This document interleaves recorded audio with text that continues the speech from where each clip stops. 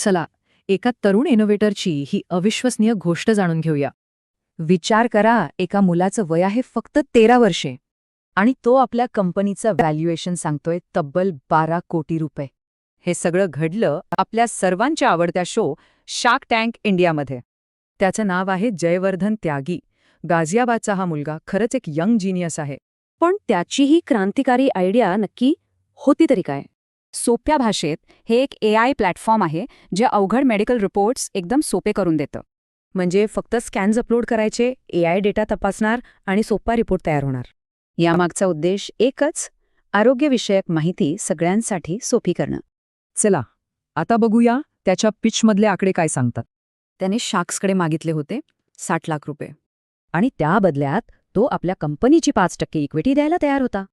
म्हणजेच त्याच्या स्टार्टअपचं व्हॅल्युएशन होतं पूर्ण 12 कोटी रुपये. मग या धाडसी पिचवर अनुभवी शार्क्सची रिॲक्शन काय होती? पॅनलमध्ये कुणाल बहल, नमिता थापर आणि अमन गुप्ता यांसारखे मोठे इन्व्हेस्टर्स होते. हे ऐकून तर ते सगळेच आश्चर्यचकित झाले. एक 13 वर्षांचा मुलगा 12 कोटींच्या व्हॅल्युएशनवर इतक्या आत्मविश्वासाने बोलतोय.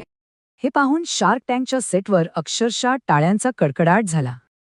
आणि गंमत म्हणजे कंपनी सुरू केली वयाच्या 12व्या वर्षी आणि 13व्या वर्षी तो शार्क टँकवर होता.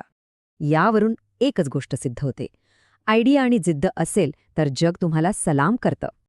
या यंग जीनियसच्या स्टार्टअपबद्दल काय वाटतं? खरंच इनोव्हेशनचं भविष्य तरुणांच्याच हातात आहे का?